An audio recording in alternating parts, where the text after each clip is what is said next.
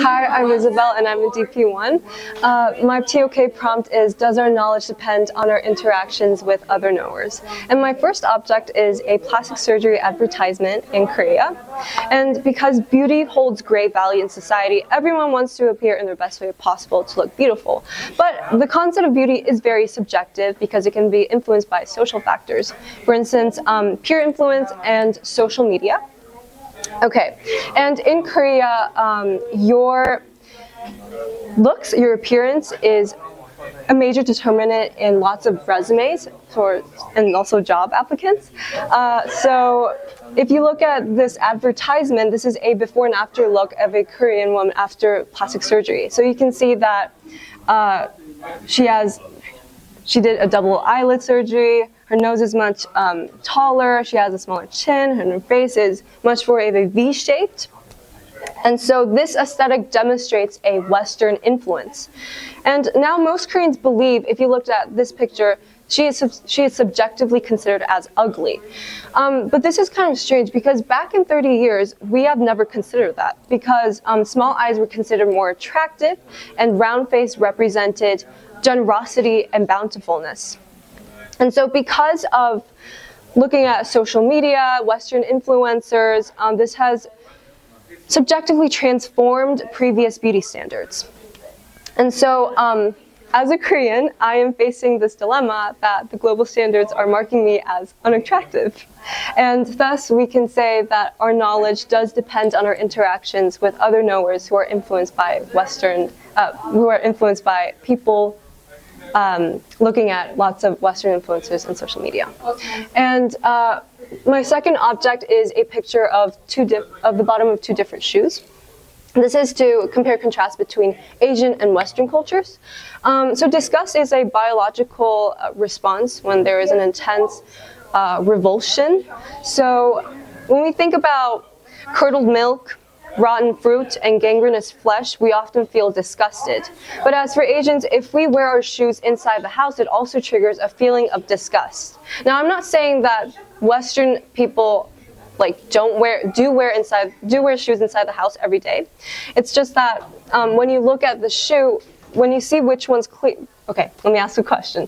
So if you look at the picture, which shoe do you think Asian people will allow you to wear the shoes inside the house? So the answer is neither of them, because whether there is no mud present or not, they would still feel a sense of disgust, because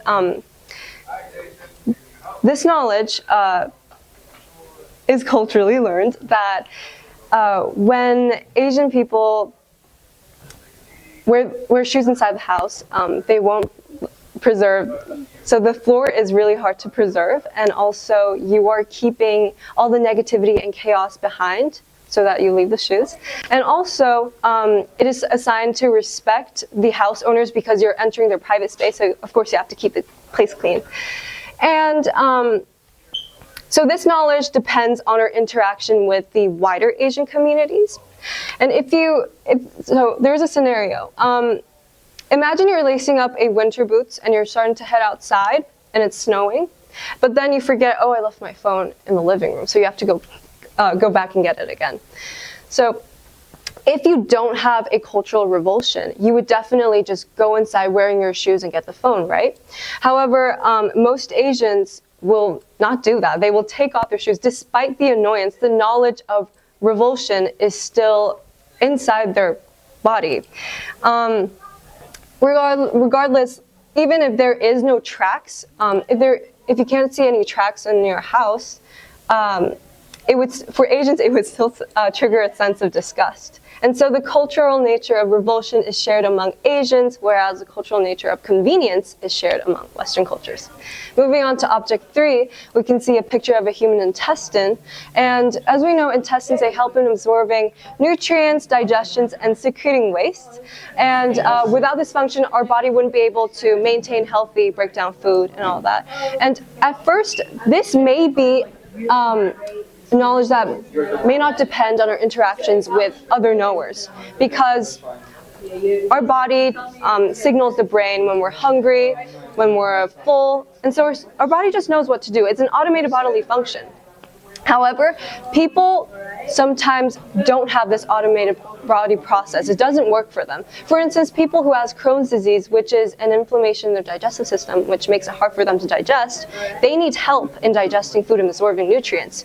And because of this, researchers, like scientists and other researchers, they gather around and they interact to find a solution so that these patients restore their automated bodily process. And thus, we can say that this knowledge depends on our interactions with other knowers to cure Crohn's disease and restore patients' automated bodily process. Thank you.